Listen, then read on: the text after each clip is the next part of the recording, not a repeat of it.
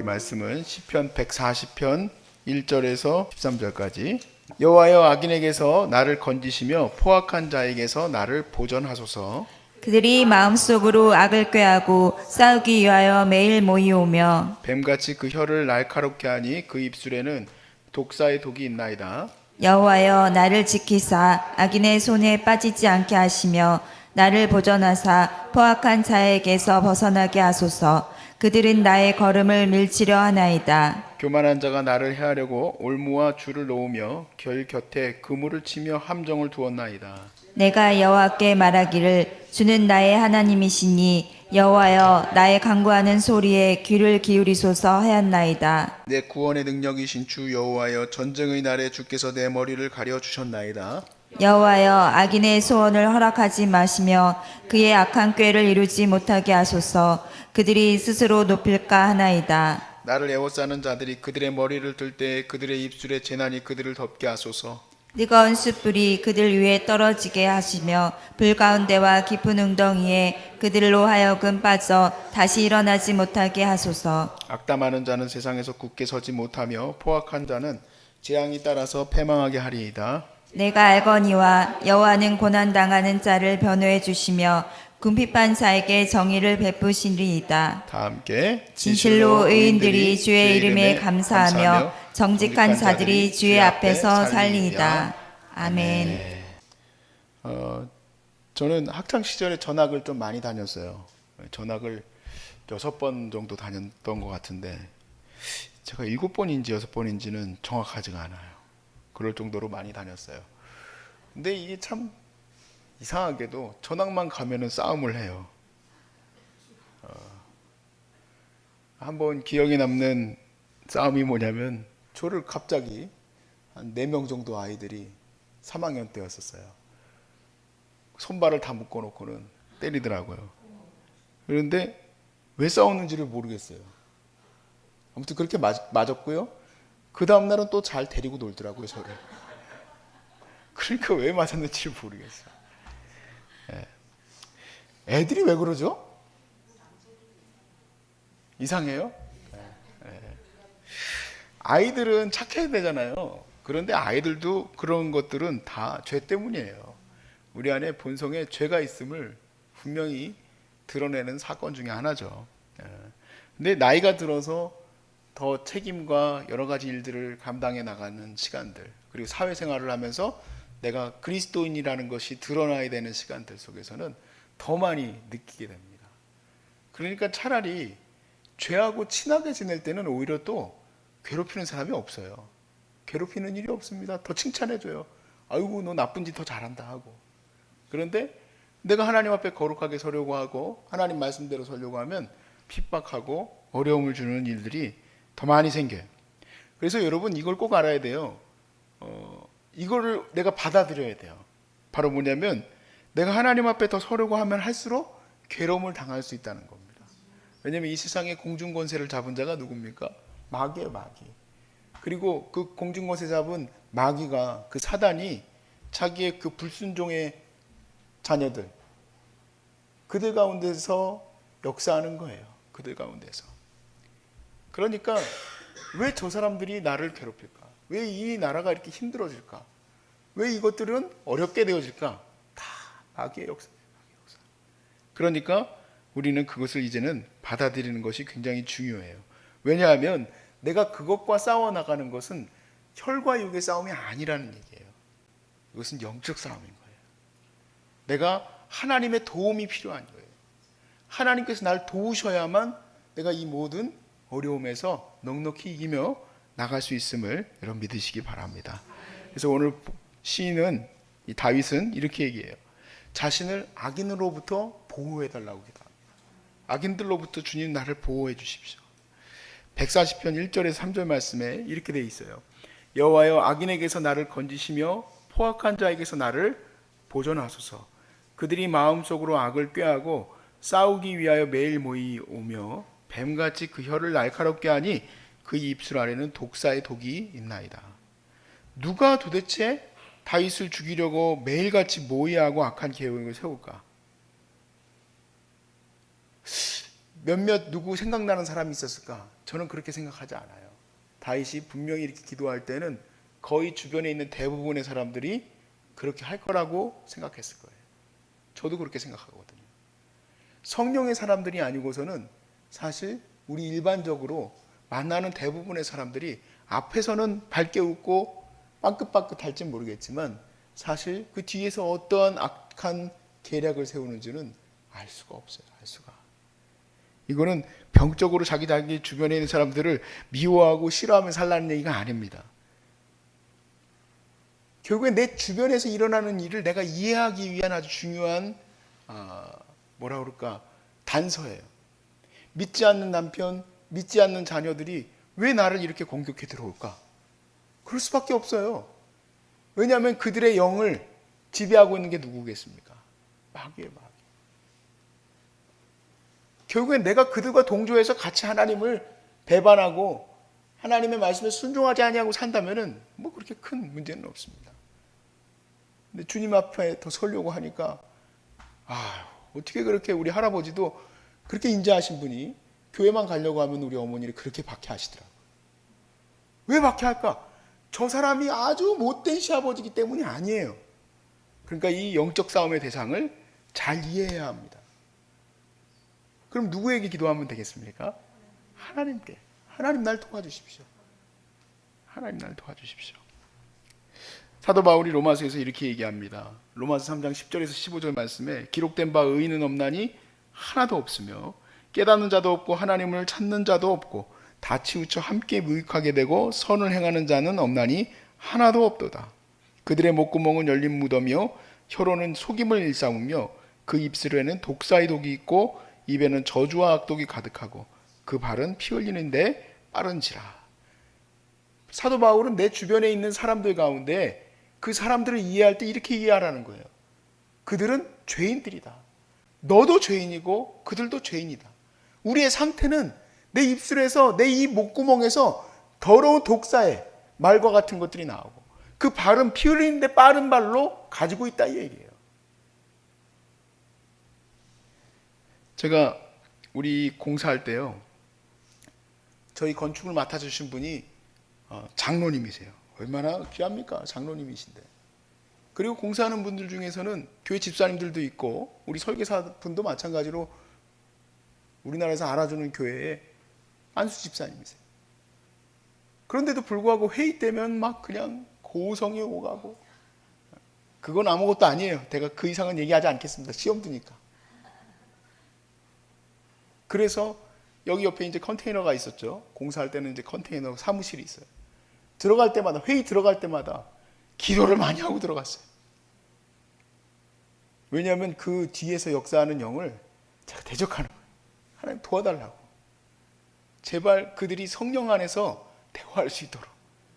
하나님, 우리가 이 안에서 얘기할 때 정말 주님이 원하시는 대로 이것이 이루어질 수 있도록 해달라고 기도하니까 이렇게 잘 나올 수 있게 되더라. 물론 그때는 이게 맞나 저게 맞나, 이렇게 되면 안 될 것 같은데 저렇게 되면 안 될 것 같은데 그러는데도 불구하고 하나님이 또 잘 기도의 응답대로 인도해 가세요. 그 사람이 미운 게 아니야. 우리가 그럴 수 있어요. 나도 베드로처럼 마귀에 어느 날 이렇게 유혹돼 가지고 예수님에게 주님 십자가 지시면 안 됩니다, 이런 말이나 하는 그러한 상태가 될 수도 있는 거예요. 그러니까 우리가 정말 이 모든 상황을 어떻게 인지해야 되느냐? 그렇구나. 사람들은 악에 얼마든지 노출될 수 있다. 그러나 하나님의 은혜 안에 있으면 우리는 온전히 설 수 있습니다. 온전히. 그러니까 그런 걸로 인하여서 스트레스를 이제는 덜 받을 수 있어요. 여러분, 욥기에 보면은 갈대아인들이 욥의 그 재물을 착취해가고 그 종들을 죽이는 장면이 나옵니다. 워낙 1장에서는 엄청난 일들이 막 일어나니까 뭐 그냥 그 중에서 한 가지만 얘기하면 그렇다 이 얘기예요. 갈대아인들이 왜 욥의 재산을 탈취하고 또 그리고 그 종들을 죽였습니까? 그냥 그들이 욕심대로 그렇게 한 거예요. 사람 목숨을 그냥 앗아가면서. 그런데 이 배후에 사단이 있음을 우리는 어떻게 합니까? 우리가 욥기서 1장을 읽어보면은 천상회의가 있어요. 거기서 하나님이 사단에게 욥을 네가 마음대로 하라는 그러한 허락을 받습니다. 그러니까 이 사단이 갈대인들의 마음을 요동하게 한 거예요. 그들 뒤에서 역사한 거예요. 또 뿐만 아니라 헤롯이 왜 세례요한을 죽입니까? 헤롯의 뒤에서 마귀가 역사한 거죠. 제자들을 종교 지도자들이 왜 잡습니까? 역시 마찬가지로 불순종의 영들 가운데 역사하는 그 사단의 마음을 그들이 갖게 된 거예요. 6절에서 7절 말씀에 이렇게 얘기합니다. 시인이 내가 여호와께 말하기를 주는 나의 하나님이시니 여호와여 나의 간구하는 소리에 귀를 기울이소서 하였나이다. 내 구원의 능력이신 주 여호와여 전쟁의 날에 주께서 내 머리를 가려 주셨나이다. 내 머리를 가려주는 거는 투구나 아니면 우리 요즘에 군인들이 쓰는 헬멧으로 나를 가리는 게 아닙니다. 내 머리를 가린다는 거는 나의 가장 치명적인 것을 가려주셨다는 얘기 아니겠습니까? 그런 위급한 상황들, 그 전쟁이라는 위급한 상황들 속에서 나를 구원하시는 이는 오히려 영적인 기도와 같은 이 하나님이시라는 거예요. 하나님. 그래서 나는 하나님의 도우심 속에서만 있어야지만 돼요. 나는 이 모든 것들 가운데서 하나님의 영적인 인도하심 속에서 가는 거예요. 아마 믿지 않는 사람들은 그렇게 합리적이지 못한 얘기가 어디 있냐. 너의 일은 네가 실수했으니까 너가 실패하는 거고 그 사람들의 관계를 풀어가는 거는 네가 어떻게든 잘 이성적으로 풀어가야 되는 일이지 그게 어떻게 영적인 일이냐라고 얘기할지도 몰라요. 근데 저는 이거 분명히 영적인 일이에요. 실제로 우리 환우들 가운데 있었던 얘기인데 우리가 이 투병하는 가운데서도 선생님들을 위한 기도도 많이 해야 되는 것 같아요. 처음에 오셨던 분 얘기, 지금 나와서 나가셨는데, 의사 선생님이 그랬대요. 이제 병이 다 나았으니까 항암을 안 해도 되는 상황이 이제 온 거예요. 그런데 위에서는 이제 병원 관계자분은 항암을 더 하라고 이게 모종의 이야기가 있었나 봐요. 그런데 의사 선생님이 그런데요. 원래는 더 해야 하는데 이제 그만 항암을 하시자고. 그 얘기를 저한테 얘기를 해주시더라고요. 그 환우분이. 제가 그 얘기를 듣고는 그래. 사실 우리가 살아가는 데 있어서 내가 어떤 지시를 받고 어떤 시스템 안에 있고 어떤 계획 안에 있는 것이 다 그렇게 다 우리가 거기에 있는데 하나님의 마음으로 사람들이 나를 대해준다면 얼마나 좋을까. 모든 것이 하나님의 뜻 안에서 이루어진다면 얼마나 좋을까. 내가 발견하지 못했던 것, 선생님도 발견하지 못하는 것들, 어떤 여러 가지 상황들 속에서 또 그리고 여러 가지 상황들 속에서 나를 대할 때에 어쩔 수 없는 세상의 원리로 나를 대하려고 할 때에 하나님이 그것을 다 막아줄 수 있기를 주의 이름으로 축복합니다. 하나님이 다 그것들을 이끌어 주셔야만 해요. 그래서 우리가 두려워하지 말 것은 하나님은 우리 기도하는 자들의 이 기도를 들으실 뿐만 아니라 주님의 그 자녀들이 이 세상에서 정말 어려움을 당하지 않도록 지켜주실 줄로 믿습니다. 그래서 두려워할 필요가 없어요. 나는 건축의 건자도 모르는 아무것도 모르는 사람인데 어떻게 그 사무실을 제가 매번 들고 나왔는지 모르겠어요. 제가 할 수 있는 일은 오직 두 손을 모아서 기도하는 것밖에 없어요. 여러분들도 뭐 의학을 잘 하시는 분입니까? 여러분이 판단할 수 있습니까? 하지만 하지 못해도 두 손 모아서 기도하는 자들에게 하나님이 그 은혜의 길을 인도하시더라고요. 뿐만 아니라 모든 일들도 다 그러할 줄로 믿습니다. 정말 어려운 일이었었는데 저희 목회 초기에 아버님 어머님 목회 초기에 건물 사기를 당했어요. 사기를 당해가지고 계속 민사재판을 하고 있었었는데 나중에 알고 보니까 구청에 가니까 그 사기친 그 사장이 거기 그 높으신 분들하고 사진 찍은 그걸 보게 됐대요. 이 사람이 높은 사람들을 많이 아는 사람이구나. 재판을 하다 보니까 우리 어머니가 또 이게 보면은 어리숙해 보이고 또 동네 아줌마 같잖아요. 그래가지고 이제 잡아먹으려고 아주 정말 이제 너는 이제 끝장이야 하고 이제 막 재판으로 막 밀어붙이는데 안 밀리는 거예요. 도대체가. 그래서 몇 년을 그렇게 하다가 이분이 너무 이상해서 물어봤대요. 아니 아줌마, 제가 나름대로 그래도 이쪽 그 구에서 아는 사람이 많이 있는데 뒤에 좀 아는 사람 좀 있나 봐요. 그랬어요. 그래서 어머니가 당당하게 얘기했대. 그럼요. 제 뒤에 큰 분이 계세요. 그러면 그렇지. 그랬대요. 정말 우리 어머니는 백도 없고 아무것도 없는 분이세요. 지금도 아무 백도 없어. 근데 항상 당당해. 왜 당당합니까? 하나님 때문이에요. 우리는 두 손만 잘 모으면 돼요. 두 손만 잘. 오늘 말씀 마지막 부분을 한번 보세요. 12절과 13절 말씀에 이렇게 호소해요. 다윗이 같이 읽어봅시다. 시작. 내가 알거니와 여호와는 고난당한 자를 변호해 주시며 궁핍한 자에게 정의를 베푸시리이다. 진실로 의인들이 주의 이름에 감사하며 정직한 자들이 주의 앞에 살리이다. 아멘.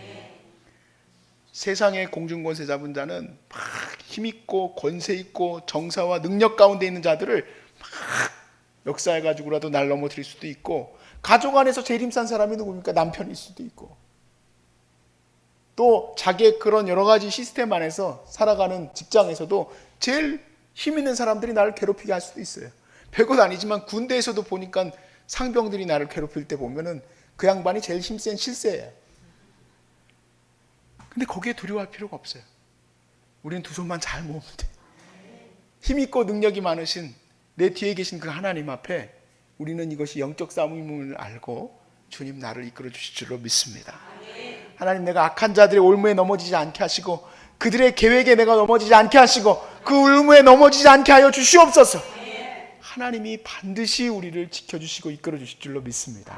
할렐루야. 여러분을 절대 누구도 터치할 수 없어요. 왜냐하면 여러분은 하나님 자녀, 사랑하는 자녀들이니까. 저도 마찬가지고. 그러니까 건축의 건자 몰라도 건축할 수 있고, 법의 법자 몰라도 얼마든지 재판할 수 있고, 아무것도 몰라도 돼요. 우리는 이것만 잘하면 돼요. 할렐루야. 아멘.